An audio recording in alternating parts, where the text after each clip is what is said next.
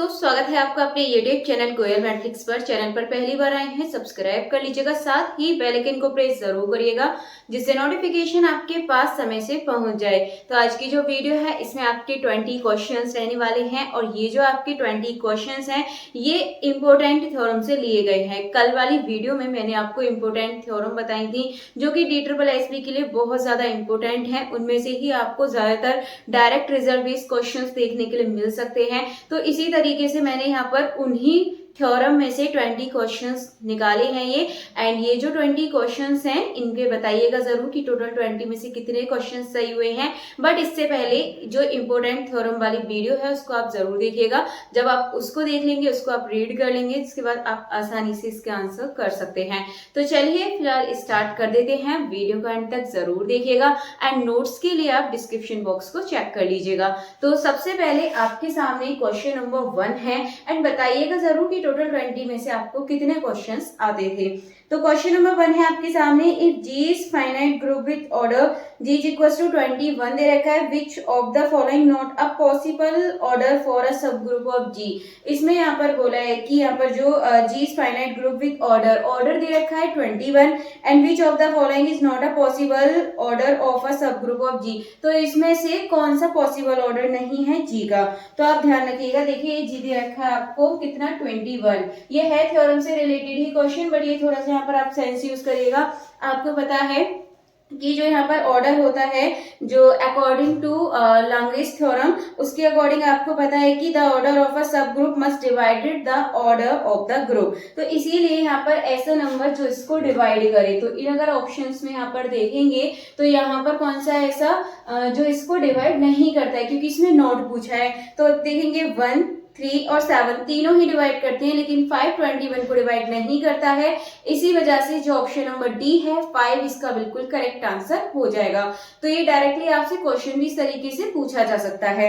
चलिए इसके बाद चलते हैं क्वेश्चन नंबर 2 की तरफ। क्वेश्चन नंबर 2 है, the first isomorphism theorem for ring state that. ये कल मैंने आपको बताया था, इसके बारे में जो थ्योरम थी आपने देखी होगी कल, डायरेक्ट स्टेटमेंट था। आपको यहाँ दे रखा है आइसोमॉर्फिक टू, किसके आइसोमॉर्फिक होगा ये, तो बात ध्यान रखने का, द इमेज ऑफ एफ। ठीक है, तो ये होता है ऑप्शन नंबर ए, ये इसका बिल्कुल करेक्ट आंसर हो जाएगा। देन इसके बाद चलते हैं क्वेश्चन नंबर 3 की तरफ। क्वेश्चन नंबर 3 आपके सामने, what is the conclusion of रॉलिस theorem for a function F that is continuous on AB। मतलब बता दिया है रॉलिस थ्योरम में जो कंटिन्यूअस है AB पर कंटिन्यूअस है, डिफरेंशिएबल ऑन AB यानी कि ओपन AB पर यहाँ पर क्या है, डिफरेंशिएबल है। एंड आपको FA is equal to FB भी दे रखा है। ठीक है, 3 कंडीशन यहाँ दे रखी हैं। ये जो AB है इस पे कैसे है आपका कंटिन्यूअस है। दूसरा अगर AB की बात करें तो इस पे कैसा है आपका ये डिफरेंशिएबल है। देन इसके बाद नेक्स्ट आपको क्या दे रखा है, FA is equal to FB यहाँ पे आपको दे रखा है। तो इसका मतलब क्या होता है कि जब आपको ये तीनों कंडीशंस दे रखी होती हैं तो इसका मतलब होता है ये जो A और B है, ठीक है, ये A और B है, तो जो C है वो बिलोंग्स करेगा A एंड B को, और ये क्या होता है F डैश C इक्वल इसमें 0 होता है। ये बात आपको इसके लिए याद रखनी है। ऑप्शन से यदि आप देखेंगे ऑप्शन नंबर बी बिल्कुल करेक्ट आंसर हो जाएगा। चलते हैं अगले क्वेश्चन की तरफ। नेक्स्ट है क्वेश्चन नंबर 4। क्वेश्चन नंबर 4 है, a function F Z is equal to, आपको दे रखा है UXY प्लस IBXY। इस एनालिटिक आपको बता दिए फंक्शन जो है एनालिटिक है in a domain if and only if its partial derivative satisfy with set of equation. मतलब किस इक्वेशन को सेटिस्फाई करेगा जब ये एनालिटिक है। अब आपको भी पता है, आपने पढ़ा है एनालिटिक के लिए, तो एनालिटिक आपका होता है तो किस इक्वेशन को सेटिस्फाई करता है, कॉची रीमान इक्वेशन। तो जो ऑप्शन नंबर डी है ये बिल्कुल सही आंसर हो जाएगा। चलते हैं अब नेक्स्ट क्वेश्चन की तरफ। नेक्स्ट यानी कि क्वेश्चन नंबर 5। क्वेश्चन नंबर 5 है, what does the divergence theorem relate. यानी कि जो डाइवर्जेंस थ्योरम होती है वो क्या रिलेट करती है। ऑप्शंस आपके सामने हैं, a line integral over a close loop to a double integral over the enclose surface, या फिर a surface integral over a close surface to a volume integral over the enclosed volume. तो यहाँ पे एक चीज आप देखेंगे अगर ऑप्शंस में, तो पहली बात तो आप वॉल्यूम, अगर गॉस और डाइवर्जेंस थ्योरम एक ही होती हैं, अगर इसमें कहीं भी आपको वॉल्यूम मिल रहा है तो समझ लीजिएगा वही सही आंसर होता है। तो क्योंकि इसमें गॉस और डाइवर्जेंस में वॉल्यूम का काम होता है, बाकी ACD में इसमें आपका वॉल्यूम का काम नहीं है, मतलब डी वाले में है लेकिन डी वाले में बोला है a volume integral to a line integral, तो ये तो नहीं होता है, सरफेस और वॉल्यूम का इसमें काम होता है। तो जो ऑप्शन नंबर बी है ये सही हो जाएगा, surface integral over a close surface to a volume integral over the enclosed volume. तो ऑप्शन नंबर बी इसका बिल्कुल करेक्ट आंसर हो जाएगा। नेक्स्ट है इसके बाद क्वेश्चन नंबर 6। क्वेश्चन नंबर 6 आपके सामने है, तो ये आपका according to the Lebesgue criterion for Riemann integrable a bounded function on a close bounded interval is Riemann integrable if and only if it set of discontinuous is. कल ही आपने जो थ्योरम है उसमें आपने देखा होगा, तो ये क्या होता है आपका नल सेट, यानी कि जो ऑप्शन नंबर सी है नल सेट, यानी कि जो मेजर होती है वो इसकी 0 होती है। तो ऑप्शन नंबर सी बिल्कुल सही आंसर हो जाएगा।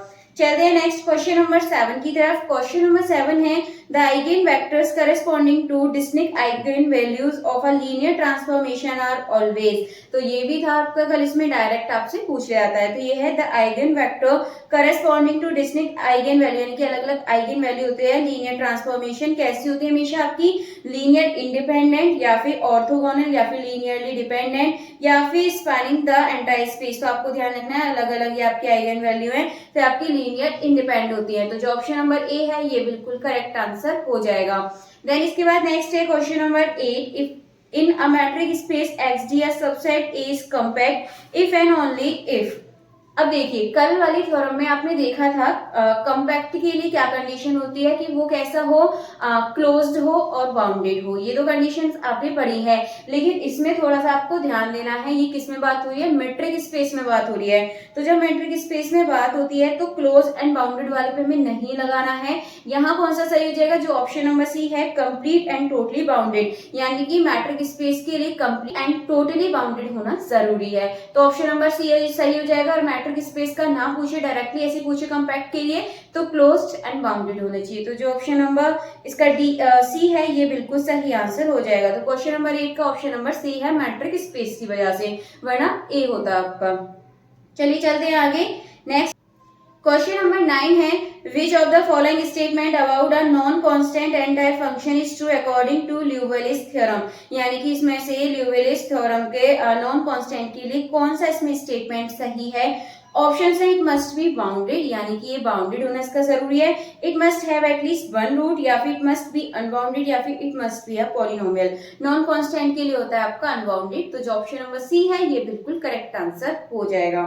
चलते हैं नेक्स्ट क्वेश्चन की तरफ। नेक्स्ट है आपके सामने, the method of characteristic is a technique used to solve which type of partial differential equations.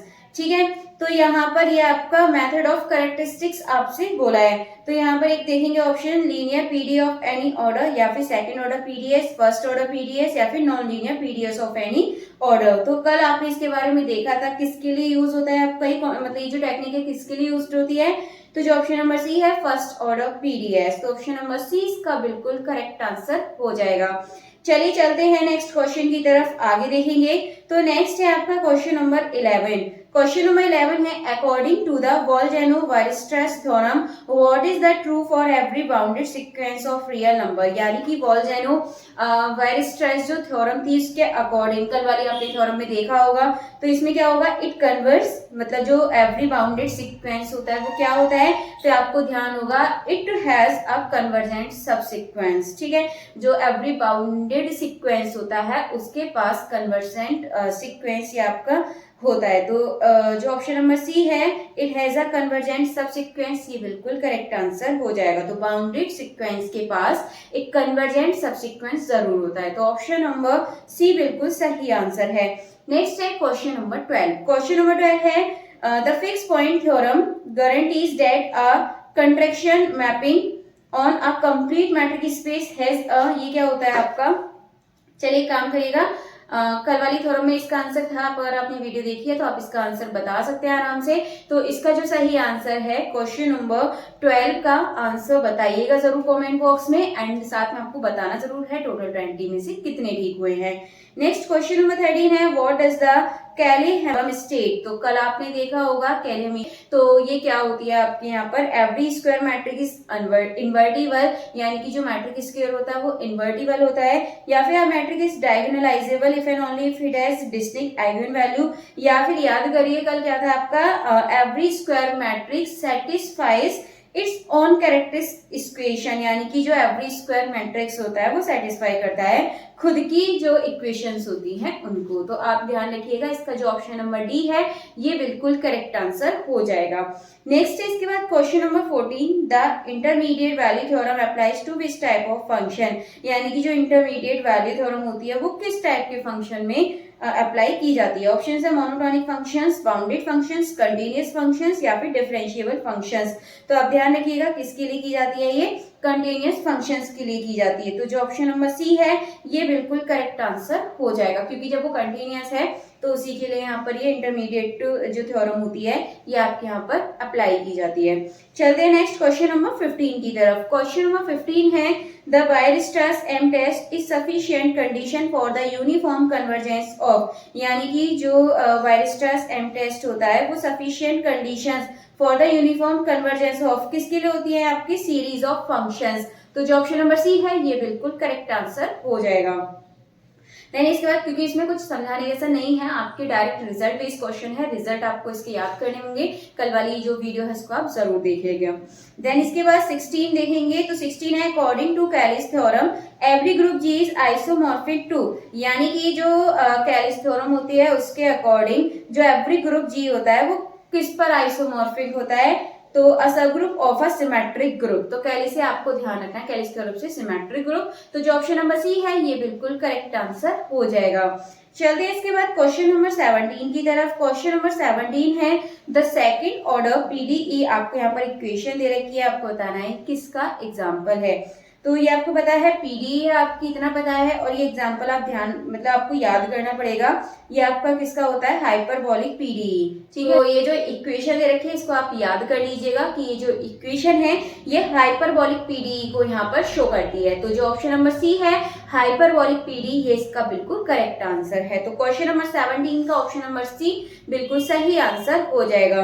Then इसके बाद नेक्स्ट चलते हैं क्वेश्चन नंबर 18 की तरफ। क्वेश्चन नंबर 18 आपको दे रखा है the Archimedean property of real number state that for any two positive real number X and Y there exist a natural number and such that. तो ये बात आपको याद रखनी है। देखिए, जब आप नेचुरल नंबर यहाँ पर एक्स और वाई हैं, ठीक है, एक्स और वाई, जब आप यहाँ पर एन लगा देंगे तो यहाँ पर जो वैल्यू है इसकी क्या हो जाएगी, एन आपका इधर नहीं है, इधर एक्स के साथ है, तो जब भी एन के साथ ये मिलेगा, एन की वैल्यू आपकी नेचुरल आपको पता है 1 2 3 4 5 रखेंगे तो ये वाली वैल्यू आपकी इससे बड़ी हो जाएगी।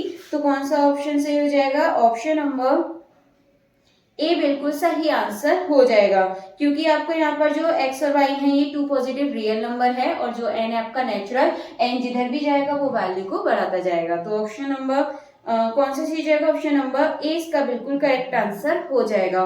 चलते हैं नेक्स्ट क्वेश्चन की तरफ। नेक्स्ट क्वेश्चन नंबर 19 है for a function to be Riemann integrable on a closed interval which of the following is necessary condition, यानी कि Riemann integral on a closed interval, किसी क्लोज्ड इंटरवल पर किसी function का Riemann integral होने के लिए क्या है यहाँ पर नेसेसरी कंडीशंस होती है, यानी कि इट मस्ट बी कंटिन्यूअस, वो कंटिन्यूअस होना चाहिए, या फिर इट मस्ट बी डिफरेंशिएबल, तो ना तो कंटिन्यूअस ना डिफरेंशिएबल, ऐसी कोई भी मस्ट यहाँ पर कंडीशन नहीं होगी, लेकिन जो नेसेसरी कंडीशन है आपकी बाउंडेड होती है।